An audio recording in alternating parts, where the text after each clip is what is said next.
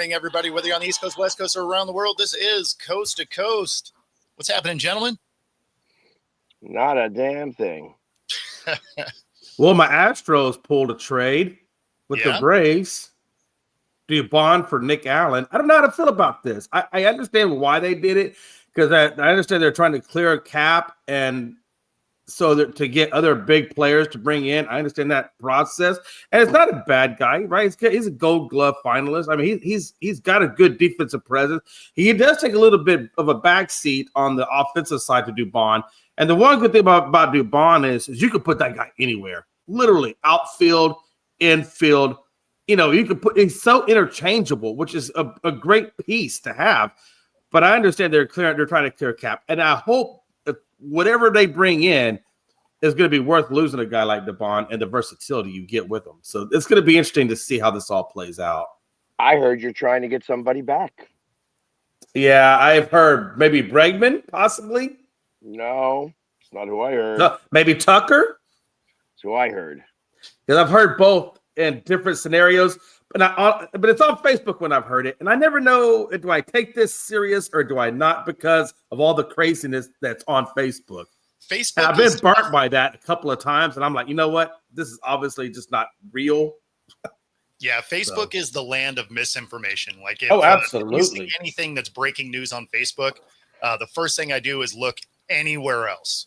Yeah, I've learned to do that now, because honestly, it looks so real. I mean, maybe to me, it looks so real. It's hard to believe it's, so you're right. There's this one guy. There's this one group that it's every game. He says, "Oh, there's been a time change for the game. Important time change." All it is clickbait to tell you that the time hasn't changed a damn minute. Yep. Yeah, I hate that. The engagement farming posts are annoying. Yes. Because you're just trying to get accurate information, and very rarely do you get to have any of that. So that's what I've literally started to do that. Yeah. Like, I'm going to start to do that. I'm going to put a picture up of the Philly sports guy. It says, breaking news. Yeah. And say, I'm still the sports guy. And then I'm just going to be like, NE --WS. Breaking news. I broke news. And hey, you know what? That's corny. It's corny, but it works. And we apologize to our viewers. So now you guys all know. Anybody who watches the show understands when I have a breaking news, don't click. Yeah, exactly. It's too early for that. Oh, man. Terrible. It is kind of funny, though. I think it would be very funny. I'm going to do like 18,000 posts like that now. You're going to see that all over Facebook. In a row within like an hour. The other thing is that I've learned now that if I post 3 pictures, you got to put it in a reel, because you get a lot more money on the reels than you do. So I had 3 pictures that have had like 50,000 people look at them. Yep. But because I didn't put it on a reel, I don't get a penny. If I had it on a reel, I would have made like hundreds of dollars, or at least tens of dollars. Yeah. No, it's really designed for reels. They don't like normal posts anymore. I don't know why, but for whatever reason. Let me ask you guys a question. Go ahead. No, because I know you guys want to travel into the world of nobody cares type stuff, but let's get back to sports just for 1 second. That's weird me saying that, because usually I'm the one that's doing that. Nobody wants that negativity. No, okay. But on a serious note, though. So Nick Hans, what's that guy's name? Nick, the guy that they just traded for. Oh, we're talking about baseball. Yeah, I'm sorry, Nick, whatever his name is. He's a shortstop. They traded for a shortstop. My concern is You already have Correa, who's a shortstop. You got Pena, who's a shortstop. Does that mean that Pena is going to be out the door? And No, if so, that's really going to irritate me. a lot of times they end up shifting a shortstop to either third or second. So like Okay. if you have an all-star Gold Glove shortstop and you go get another one, a lot of times they'll shift them somewhere right there in the infield. So Alex Rodriguez, right, shortstop, but when he got to the Yankees, they already had one. So he played a different position. So that brings me up to another question, though, and I agree with what you're saying. So now I'm thinking, okay, so we're getting Paredes back, right? He's going to be off injury, so he'll be available at the beginning of the season. So you got Paredes, who's a third baseman.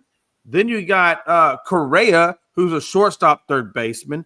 Then you got Altuve, who's a second stop. Pena's a shortstop. Walker, who's on first base. What the hell are they going to do with this kid? Well, no, I mean, then you got to look at other people's contracts. Who isn't going to be there? Right. So I feel like Correa's going to be there. Well, and they already said they're bringing back Walker. Yeah, but you got to look at the contracts. And just because you're saying you're bringing them back doesn't mean they're accepting that contract. So they may be like, hey, I'm going to look around the league, see if I can get maximum dollars, especially if the league is going to go on strike in a year. I want to maximize my next year. Yeah. Because why would I sign up for a 5-year deal if, this collective bargaining doesn't go the way you think it should? Right. So, yeah.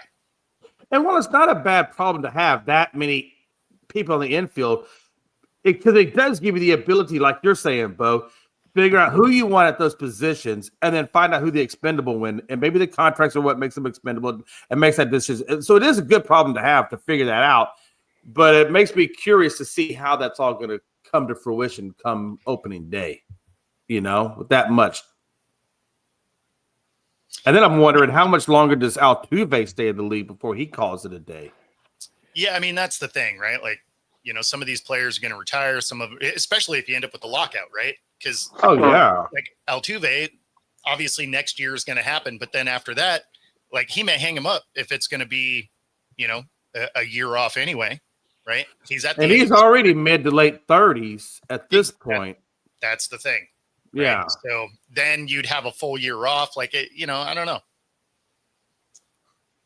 So Jamie, the rumors you're hearing are true. They are talking to his camp. Is it likely? I don't know. I think it's the fact that they're even making a phone call is what the news is. Just not the fact that it's, the fact that Schwarber even, you know what I mean? It's like, oh, the Pirates are trying to get somebody, that they spoke to Naylor, and Naylor got re-signed. Yep. Right. So it's like, okay, let's talk to Schwarber.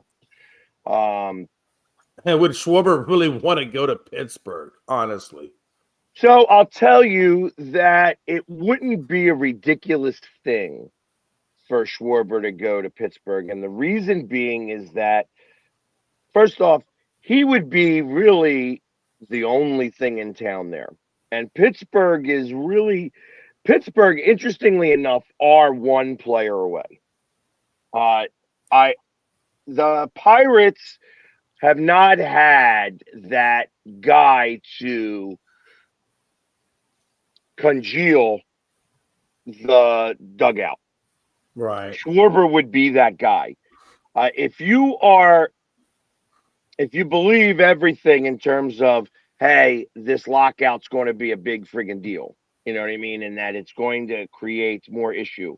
And you can throw the right amount of money at Schwarber to get him to sign with you right away. Right. The Pirates, I'll be honest, the Pirates have the money, even though that they are known for not spending it. Yeah. That they have the money to do right. it. Sure. The extra sales on season tickets alone that Schwarber would get would pay for his contract threefold. The Pirates have probably one of the most gorgeous stadiums in the country. It's like it's really a great place to watch baseball. Well, it has to be pretty because the team isn't. I know, right? I That's was like, exactly damn. it. The problem is that they spent all of that money, and they just spent another. I think they're spending another $50 million to, add more seats and things like that, and do some renovations and stuff. But like, it's such a gorgeous stadium, and you could go there to watch a baseball game, and you go there in the third inning, and you leave by the eighth inning, and you had a great time, and you didn't see a pitch. I mean, financially, it works. It's a good thing financially.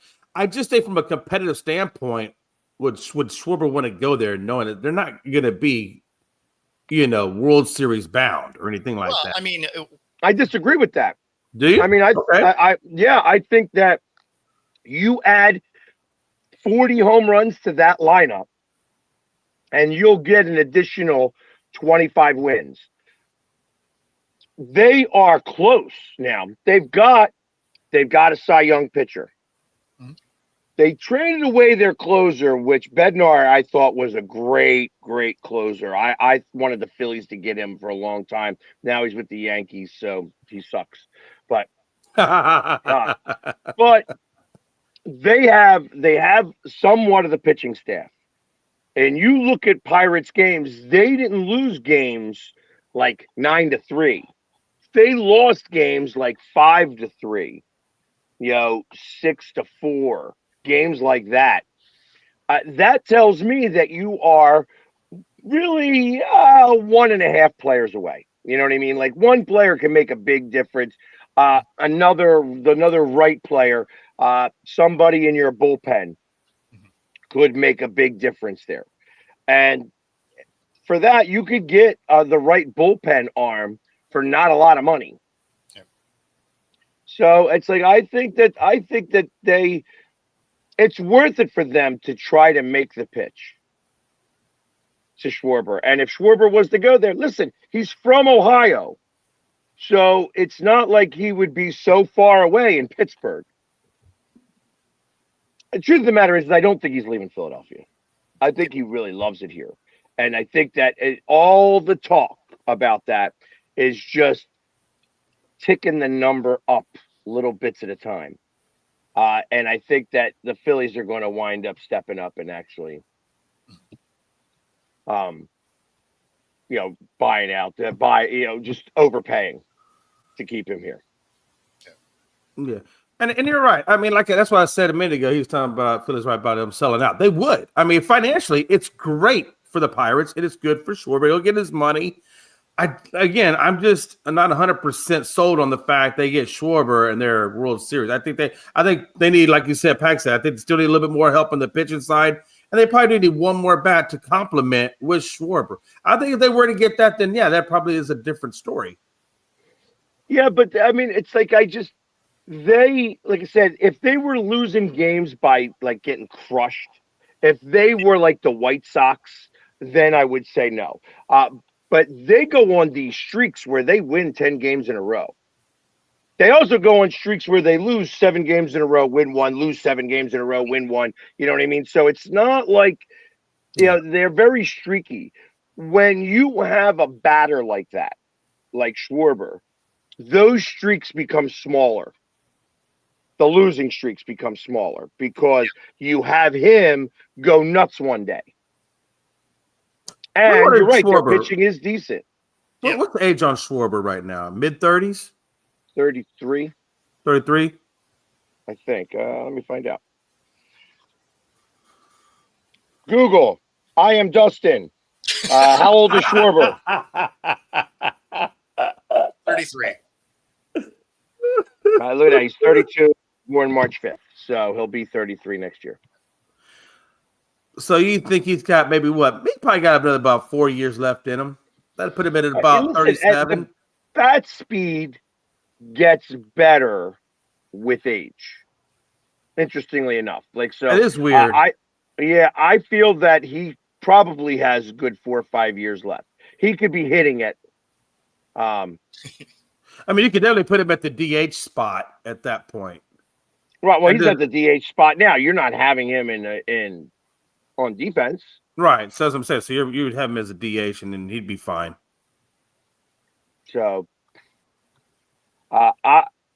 Interestingly enough, I feel like that there is. I don't know.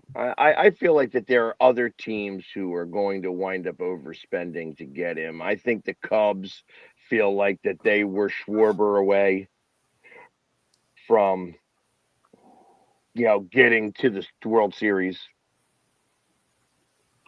What about Bregman? Do you think he stays with Boston, or do you think he goes someplace different? Is he a free agent?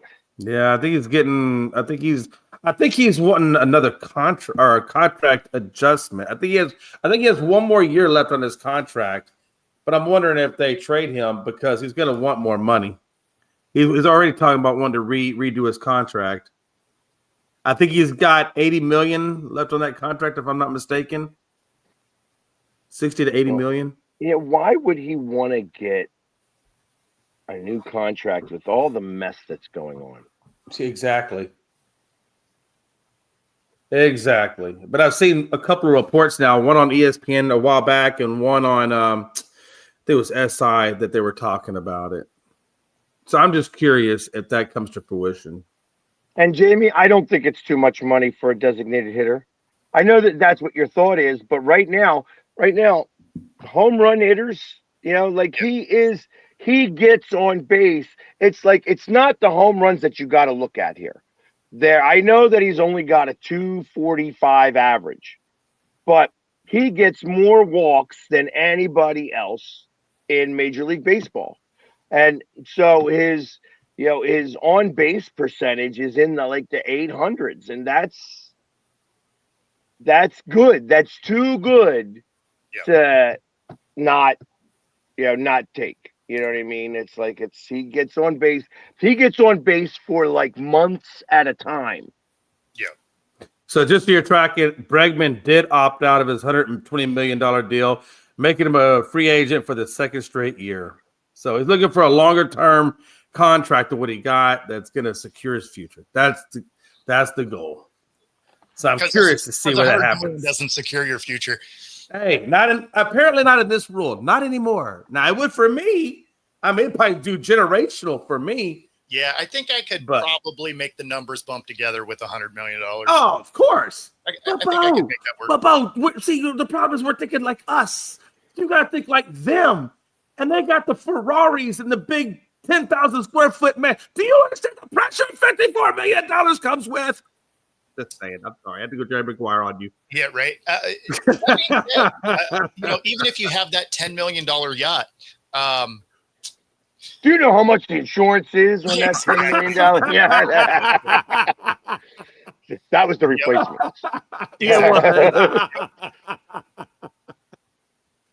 Rangers Suarez.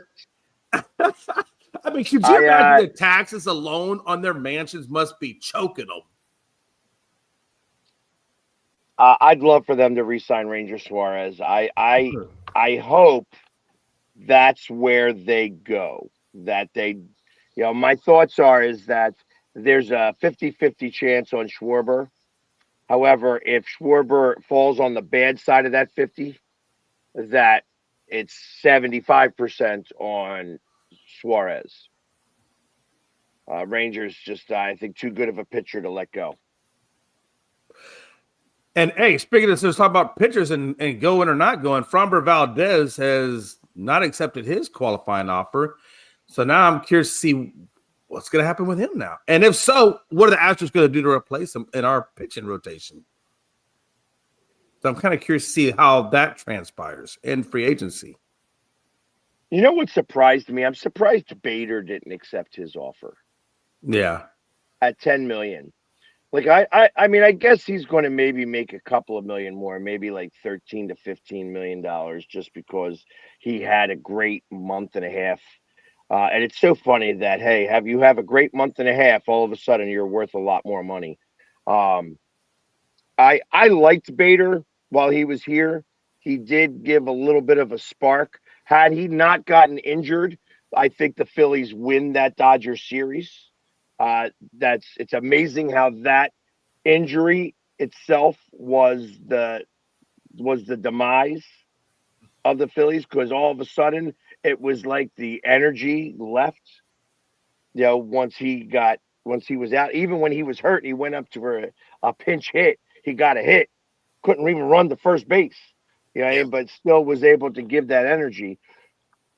I kind of look at it as that he did so well here. I thought that he may be interested in staying. Makes me think he's. But is now the right time to reject qualifying offers? Like you said, the CBA is going to get redone. Why would they not just wait until after the CBA and then? Well, that's why you're doing it, because then you're going to try and get maximum money this year. Well, yeah. Okay, so they're all going to take that 1-year deal. Well, they might take a 2-year. Yeah. Right. So you're on either side of it, but they're not taking. A lot of them aren't taking long-term deals. Although Naylor did, he took $100 million 5-year. But you're seeing a lot of these guys taking like a 2-year deal. Yeah. Yeah. So.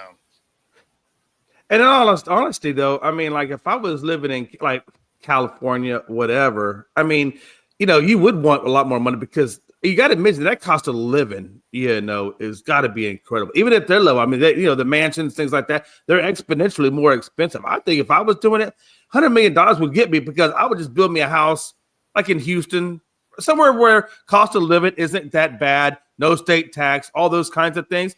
And then I just rent me like an apartment wherever I was playing and then just go that route. That way you're not stuck with, all that tax and everything. It's not a one-time check of $100 million, right? Like, well, no, you're going to get that over time. But what I'm saying is, you can get a 10,000 square foot mansion for probably, probably a third of what they're paying in California. Yeah. I mean, I don't know that I'm necessarily buying something if I was playing baseball anyway, because you're on the road so much. Like I'd probably be renting something anyway. Right. Like, and I wouldn't need some $10,000, 10,000 square foot place. Like I'd probably get something that's like, 4,000 square feet. Oh, trust me, neither do I. It just seems that 10,000 square foot rule just seems to be the norm for athletes that make that kind of money. Yeah, they're trying to be flashy, and of course, whatever, it's cool. But I do like Jalen Hurts though. He actually has a very modest, less than $1 million home, just north or south of me, actually, closer to Woodlands. And his parents, I think, live in the house along with him. So, I mean, Jalen Hurts is a very anomaly. He doesn't do all that flashy. I mean, very, very modest home, Bo. Very modest. Yeah, tons of players do. Yeah. Yeah. Like the flashy players want that massive house. Most of the players, they got normal homes. Like they're nice, they're big, but they're not, lifestyles of the rich and famous kind of stuff. Right. But they also don't have contracts that would necessarily warrant that house either.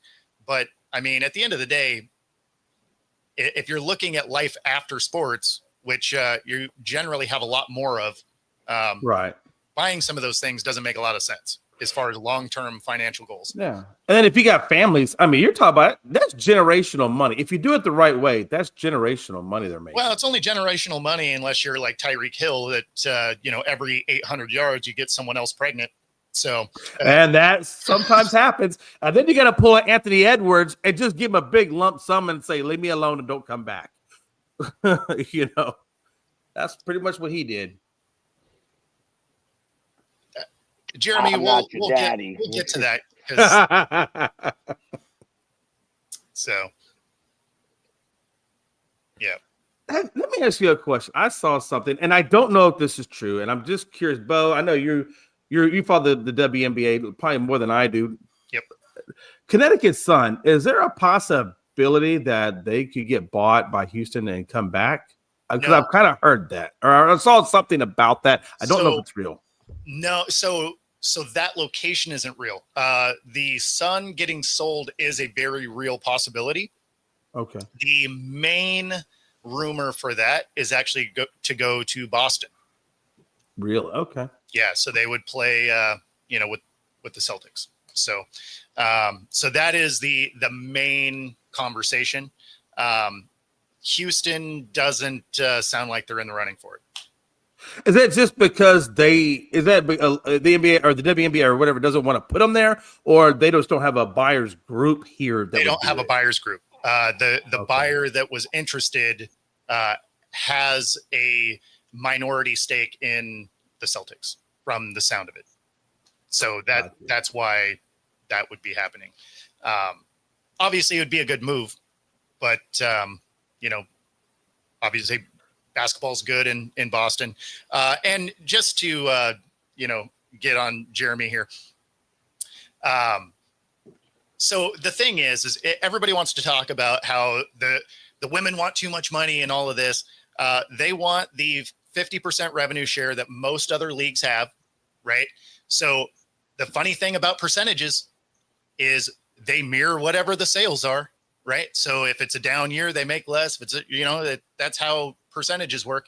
So I mean, but the big thing is people are like, oh, but the league loses money. That's fine that you say that, but it also means you're not paying attention because they just signed an 11-year, $2.2 billion media contract. So a organization that was losing money supplemented by the NBA is now going to be on the positive side, a couple $100 million, right? And they want a percentage. They're not looking for some crazy number or anything like that. They're literally looking for the same thing that every other sport does. So that being said, the WNBA did come back out with an offer. I believe it was yesterday, where the top wage would be 1.1.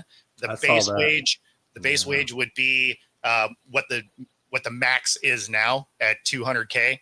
I fully expect the players to decline that because that still doesn't get to anywhere near the revenue share. That would put them at like 15% instead of the 49 that most other pro sports do. So and Adam Silver came out and was like, oh yeah, but the NBA makes more and that's why they do it.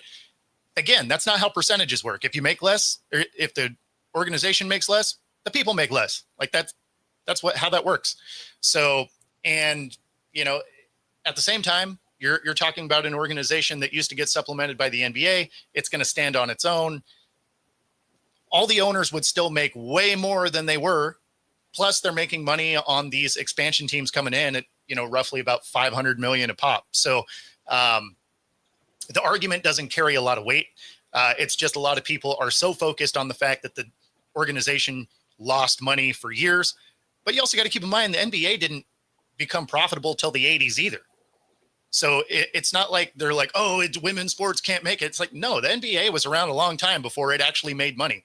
So, and you didn't see those kind of contracts come around until they started making money in other pro sports. So, I mean, they're at that spot where they can justify wanting that. And the thing is the WNBA is starting to overplay their hand a little bit because you have these other basketball leagues that are starting up that are giving more money. So if you're looking at the Unrivaled League, it's a 3-on-3 league, right? The base pay is a couple $100K, right? When you look at the Project B, which is going to be a traveling 6 teams, 11 players on the team, and it's going to be tournament style as it goes to each city. Its base pay is starting out at roughly $2 million. Damn, and that's where you want to be. Well, and the biggest thing there is you're looking at the WNBA, who has a 45 game schedule, or it's going to. I think it was 42 or 43 last year. So you're playing for 4 months or whatever. They want your super max to be $1 million, or you can go play for 6 weeks for $2 million. Like, I don't know about you guys, but if I'm good, 6 weeks, $2 million. Let's go. If I can make double the max of the other one in less than half the time, yes, this isn't really a huge question. And the other thing that the WNBA is trying to do is not only do they not want to give them the percentage they want, but they're also trying to bar them from being able to play in other leagues. Yeah. So you're like, hey, we're going to give you less. We're going to make you play longer, and we're not going to allow you to go to anything else in the off season. Yeah, no, that's ridiculous. And so I fully expect this to be declined by the players. Hey, just out of curiosity, when you're at your Seattle Storm games, Yep. how much of the stadium or the arena is filled? What percentage would you say is filled of that arena? So that arena, so Seattle's a little different because we are basketball starved. So we fill that stadium out. Okay. The average attendance there is 10 to 11,000. Max capacity is, I think 12 when the upper bowl ring is fully open. Okay. So, I mean, it's basically almost a sellout crowd for every game. Wow. Okay, and I get that because you're right. If it's basketball starved, then that I can see that. Because I know, like, let's take for example Indiana. I got a friend of mine that goes to their games, and he says it's like you can get nice, damn near on the court seating with no problem. You can still get tickets. I mean, no, I'm saying like it's pretty empty. So he's saying that they kind of slide down sometimes from their normal ticket spots.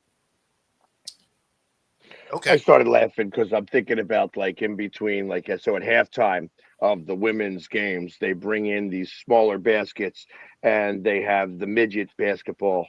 Where it's like the peewees, in hockey come out. I was just thinking that I had that envision in my head. I'm like, that's so funny. I'm surprised they haven't done that. I don't think they would ever do that because of the cancel culture that is life now. Oh my God! Could you imagine? Well, they wouldn't do it there, but having like peewee basketball, like not midgets. But like peewee basketball would be kind of funny. Where what would you call that? Would you call that like LPBA, Little People Basketball Association? No, I'm just you can't say midget. The cancel culture. You're right. The cancel culture would fail miserably up there for that. But if they did that at Sixers games, it would be hysterical. That's almost like a banana ball, but NBA version with little people. I love it. I love it. You have like 6.5-foot baskets where they can't even make that because there's. Troy, how many are given away? These are $70 to $80 tickets to go to a WNBA game, so not people don't just like buy them to give away typically. So it's a little bit more of an expensive, like when you think of a bad baseball team where you can get a ticket for $10, yeah, give those away. When you're dropping $70, $80, people are less likely to be like, oh, here you go. Like, I will tell you this though. I mean, I got pretty good tickets for the U of H TCU game on Saturday. And they weren't too terribly expensive. It was like, I think I'd pay like $15 and they're moderately decent seats. Again, unless you're saying Texas A&M, well, that was like $1,200 or something. But, we're talking the WNBA. We're not obviously you can get cheaper college tickets. Like, I'm just saying if you want to get like decent tickets and not kill yourself, college basketball or college baseball or football is the way to go. But listen, if you wanted to get cheaper tickets to a basketball game, all you had to do was go to Sixers game. You could have got them for $14. Oh damn! Yeah. No, well, that's the thing. Like, if your team is terrible, then then you start being able to find free tickets and whatever. By the way, Pags, have you looked at vet ticks for some of these games that you're going to? Because you can get your tickets super. Not that you probably pay. I'm sure you probably get those things gifted. But I mean, if you ever did want to get tickets, and it's not just sport, that's everything. Look for vet ticks. You're a veteran. There's an app called Vet Ticks app. I don't know if you've heard of that. I have heard of it. The problem is that I have a contract with TickPick, and I was gonna say, like, you're. Oh, that's right. I apologize. That would be a conflict of interest. I apologize. It would be a conflict of interest, but yes, it's if you are a veteran and you would like to get some tickets and you want to, they are typically donated to that site, so that you would be able to. It's a write-off for whoever donates them, and a veteran gets to buy them at a third of the price, and everybody makes money. Yeah, and they actually have another one that's very similar to that a friend of mine uses all the time because she's a nurse, and it's designed for first responders. So it's nurses, police officers, and firefighters. They get to use a different app that does the exact same thing, where they get tickets to concerts and games and stuff for really cheap. So I mean, like, cool thing. Obviously, for me, a lot of times I'm going as a media member, so I'm not buying tickets. But right, which is also an awesome price. I'll tell you, man. Hey, because the way the tickets are now, with the cost of prices of them going up, it's amazing. I mean, it's crazy, you know. And I know, and I understand they got to increase the price of the tickets because of the players' salaries going up so much. So I get that. Yeah, I mean, the thing is a lot of that stuff is actually all paid for in those TV contracts. Oh, you like their salaries and things of that nature. So yeah, I got you. So then the tickets are probably that would just be profit for them at that point, because they're not having to pay the players out of that. Merch sales and tickets and stuff like that. That's the gravy on top. Don't even get me started about parking, Bo. Good Lord, parking's expensive. Yeah, but when you think of the parking outside of the stadium lot, right? The stadium doesn't get anything for the surrounding areas where tons of people park too. So I mean, like, when you think of how expensive parking is, a lot of it's not going to the stadium anyway. That's a good point, because the Astros, with the way, and Pat, as you know, with the way that stadium is set up, it is limited parking for the stadium. I mean, you pretty much are going to somebody's lot, whoever lot it is, private lots. But I wonder if any of that money is shared with the stadium, or is that just all strictly their money? No, it's their money because they own the land. Well, that's a good point. So I guess I was wondering if because I know some of them are city lots. You know what I'm saying? Like, some of them are private lots and some of them are city lots, and I just wonder if the city lot money goes to them, or if the city, that's just city money. No, that's city money. Think about it, because otherwise, based on that logic, they would be losing money whenever the game wasn't happening too, right? If a percentage of that lot goes to the stadium. So no, like, any of the city lots that are owned by the city, that all goes to the city itself. Now, generally, there's legislation that the city pays something towards the stadium anyway, right? That's usually how that works. Certainly after one is built. So there's usually like added taxes in the fees that goes towards the city or goes towards the stadium to help pay for it, depending on how those contracts are written. But no, that, like, the base end of it would go to the city. Basically only the stadium's lot goes to the stadium. And I'll tell you that, like I said, the Astros don't have a very big lot, so they're not getting too much of that money then. I mean, they get money all over the place. Like, they're fine.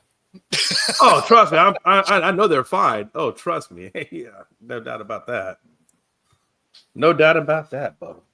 But yeah, $20 parking. That's awesome. Yeah, that's not. Because like I said, if you're outside of Minute Maid or Daikin now, it's $40. Last time I was there, I think I had to pay $40.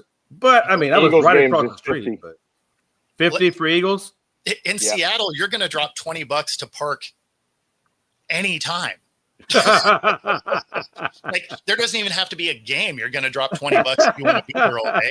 So it's $20 is like that base rate for Seattle, and then if it's a game day, you're going to drop $150.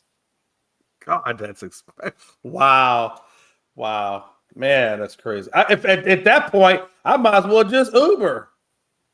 Well, you would think that, except Ubers are also expensive here. As hell. Yeah.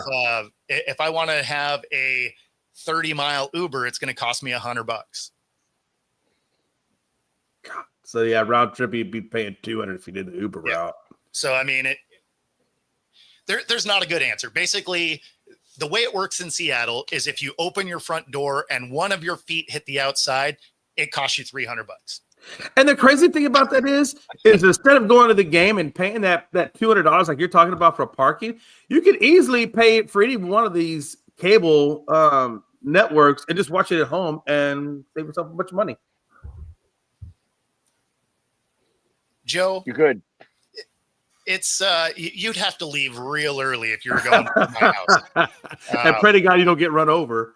Well, I mean, we have like bike lanes and stuff. We do have a very rideable city, but the thing is I don't live that close to Seattle. so like I'd be on a bike for a while to get there. So your quads would be burning by the time you got there. Well, especially like in a scenario if I'm covering the game, because then I have all my crap with me too. So I'd have a really heavy backpack. Yeah. So it's there is that. Plus, there's also this added fun bonus that the movies aren't entirely wrong. It does rain a fair amount here. I get to see you with the yellow rain jacket on, with your backpack on a bike. Yep. So yeah, no, it's I mean, there some of the things that you can do is like sometimes what I'll do is I'll drive to a different city that's closer, and then I'll jump on like the light rail or something like that. But for the most part, I want to be able to have my car readily available, because by the time you're done covering a game and you've carried around all your crap for hours, you're ready to just get in your car and go home. Yeah, I could imagine. And I imagine Jamie's the same way, being padded up and painted for the whole day. Like, as soon as you're able to go, like you want to go. Yeah. Like you're ready to go in a home, big way. shower, and like be done.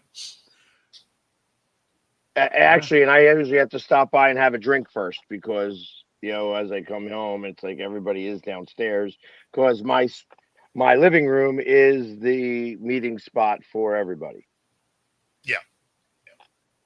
Yeah, but at least that's downstairs, so that's not so bad. Right? You can at least walk upstairs, drop the crap off. I gotta imagine, does Dolan's, do they kind of comp you some drinks every now and then, because you do kind of broadcast from their bar, and it's probably a good network plug for them. I would copy drinks. If I own the bar, I would copy a few drinks. There are other people that buy me drinks. I don't need to get comped to drinks, though. It's not that I'm drinking that much that I'm investing all my rent in alcohol. Right. Yeah. A lot of time I go down there and I don't drink at all. Actually, that's not true. But yeah, I was gonna say, who are you lying to? Like, I don't.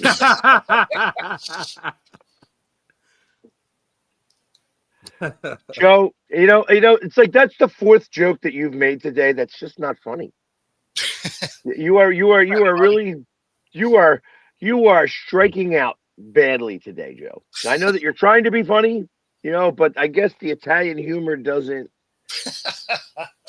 coincide with coast to coast sports. Just saying. Yeah, the horse on the freeway would not work out. Certainly not here. We have enough cars running into each other. A horse wouldn't make it. I don't live in Lancaster. I don't have that horse and buggies around here. That's Lancaster, Pennsylvania. I live in a smaller town. We got plenty of horses around here, but I mean, there's horses and cows and stuff like that, but not many. Now, I could see it petted up on a scooter like Donna suggests. That might be more feasible. Yeah, I mean, if you're in town, right? Like if I lived in Seattle, something like that, then those electric scooters and stuff could work, right? Because we have like the Lion bikes and stuff that are just around, so you could just go in and you rent it for the day, kind of thing, or for your trip or whatever. Oh yeah. But for me, if I have all my gear, my laptop and cameras and all that, or pags fully padded up and all that, last thing you want to do is be trying to get on some scooter or something like that. Like, you're just trying to go home. You know what I could see being valuable, though, are those trikes.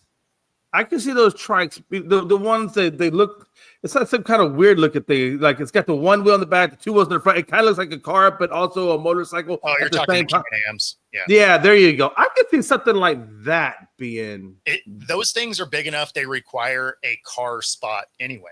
Well, so you're not saving anything. Yeah, you get to use the carpool lane because technically it's a motorcycle, but when you go to park it, it ain't a motorcycle. Yeah, but and what about a motorcycle? What if you had it with the really nice saddlebags or the that are encased or whatever, the hard plastic or whatever, and you can put your equipment in there? Jay, Could you get a spot there like that? I'm Jay, just curious. I'm sorry. I apologize. no, I'm all about saving money, Bo. I'm all about saving money. the problem is, Jay, we don't live in Texas. So you know what it is at night? Cold and raining and dark. You sound so weak right now. You are a football player. You play arena football. You can make it work. Yeah, Park so us. the thing is you have gear and shit. Yeah, but they had, but no, well, okay, but Harley Davidson does make the saddlebags that encased that is sealed, so you can actually put in there and it would never get wet. But I get your point. I'm not going to argue that too wrong. I understand what you're saying. Riding motorcycles in Seattle in the rain, 40 degrees is zero fun. Oh, now we're talking fun? I thought we were talking cheap. Oh, well, from a fun standpoint, if we're going to go that direction, then yeah. Well, you still have to pay for parking, whether it's a motorcycle or not. You got to make friends, Bo. You got to make friends and, hey, let me just start my bike there for a few hours. Come on, Bo. You got a network, killer. Damn. You clearly need to go to big cities more often. I do. I used to live I lived in Midtown and downtown area. I know how this works. I'm telling you. And I lived in Washington, D.C. for crying out loud. Yeah. Come on. So then you would know around a stadium on a game day, I don't care how good your friend is, they're going to make some money on that parking.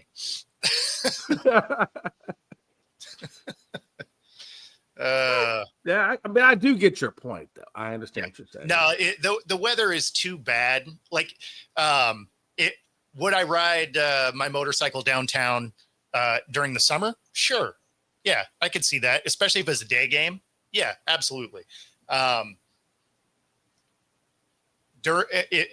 Getting out at 11 o'clock at night after a game, after everybody is severely lubricated from watching, I prefer to not get ran over on my motorcycle, even if that's the part that makes sense of it. Is because everybody else out there, like you said, there's going to be some intoxication, and that for you would not be a good thing. So I do understand your point. So during the summer, you would be the most likely to do it. During the winter, no, you want no part of it. Drive a Vespa. Hard pass. That being said, other funny things did happen. So Gino getting barbecued for playing horribly, and rightfully so. Yes. But this was his response to it. Saying this, man, if something don't look right out there, blame it on me, right? If it don't look right, blame it on me. That's all you can do. Blame it on me. If your kids mess up at school, blame it on me. Car break down going to work, blame it on me. If you can't get that parking spot, blame it on me. Right? That's awesome. That is awesome. You can tell that some of the commentary starting to get to him a little bit. Oh, just a little. Just a little. The thing is the commentary is not entirely wrong. Like, he has not played well. And some of those losses you can sort of put at his feet, although, the whole team is bad. Well, who does he really, outside of Brock Bowers, who does he really have to throw the ball to? They got rid of Jacoby Meyer. Who's their stud wideout, wide receiver one? Well, I mean, ain't much. The other part of it is their offensive line isn't great. Their defense is underperforming. Like, there's nothing about that team you feel good about. How do you feel about Pete Carroll, his coaching now, as he's gotten older? Do you still think he's viable, or do you think it's time for him to hang it up? Next year will be the question, right? This is the first year you got a lot of pieces that have kind of been shoved together that haven't necessarily worked particularly well. I never like seeing coaches get fired after 1 year, right? But there's some coaching things that you're watching as well that's a little bit of a concern, right? You have players that are out of position. You have a lot of penalties. These are all coachable things. So that's where it's a bit of a concern. That's where next year, I think, is really the year. Like, if they were to start out terrible after having an off season and the draft and all of that, and if you're still really bad going in, then I could see a scenario where they may let Pete go, but I don't think he's one of them that gets fired this year. Definitely, the defense for the Raiders needs another playmaker. Max Crosby, he cannot be all of your defense. Like they need somebody else to help him. And if they don't, I wonder how much longer because he has said, they asked him, how does he like being there? He said he still wants to be a Raider, this, that, and the other. And he likes Pete Carroll, supports his coach, all this. But how much longer do you think he's going to say before he's like, you know what, I want to win a damn Super Bowl. I want to win something. One of the things that helps the defense out a lot is if your offense can figure out how to not go 3 and out. That's true. Because you can have an elite level defense, and if they spend 45 minutes on the field, they're going to look bad. I mean, think of a year ago with the Browns. The Browns had a record-setting pace for the first 6 games of the year, and then their offense couldn't stay on the field, and they ended up being a top 5 team instead of an all-time great team. But when you look at the amount of time they were on the field, it's like, well, yeah, of course their numbers started to slide because they were spending quite literally 40 minutes a game absolutely on the field. I don't care how good of a defense you are. You're going to give up some points and yards and whatever because you get tired. Yeah, you do. Yeah. I mean, yeah. So that's absolutely. Just part of it. But yeah, I would imagine if the Raiders don't show significant improvement next year, then there probably is a very real conversation about whether or not Pete Carroll retires or stays or whatever. Yeah. Yeah, I don't think he's going to last even after this year. Yeah, I mean, I don't know. We'll see. Like the Raiders aren't a team that's super fast to act. There's definitely some teams that probably would have already fired him. Panthers come to mind. You had 3 bad games in a row. You're out of here. Yeah, I mean, the Raiders, I think, will give him 1 more year. Pags, I want to kind of get your thoughts on this. I just seen this in ESPN talking about how they're frustrated with Jalen Hurts, the offenses, and Jalen Hurts says he's unfazed by it, which I'm sure he has thick skin. Sure. He probably isn't.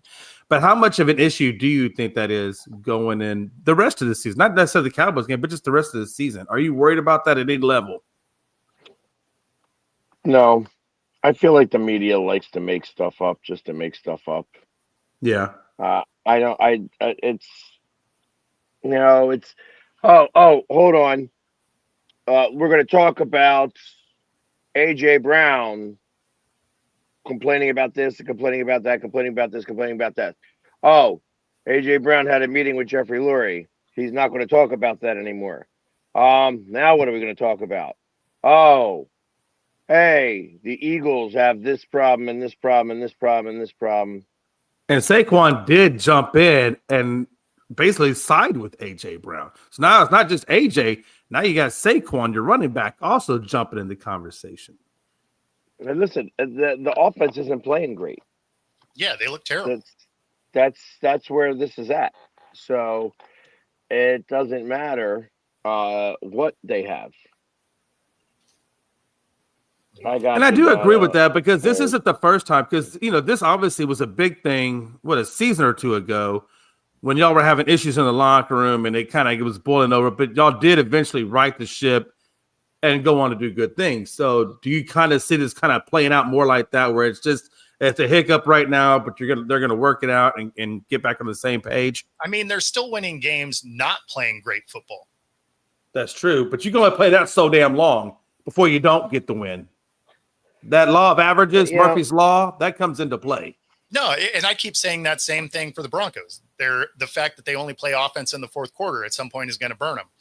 But this is where I feel like the proverbial switch, like out of any team that I've ever seen play ever, the team that makes me think that proverbial switch could be flipped is them. And that's what I really believe. And yes, I agree with that statement wholeheartedly. Gino, he likes the nightlife. He likes the boogie, Yep. And that's a problem. Yeah, I mean, he's looked terrible. There is no doubt.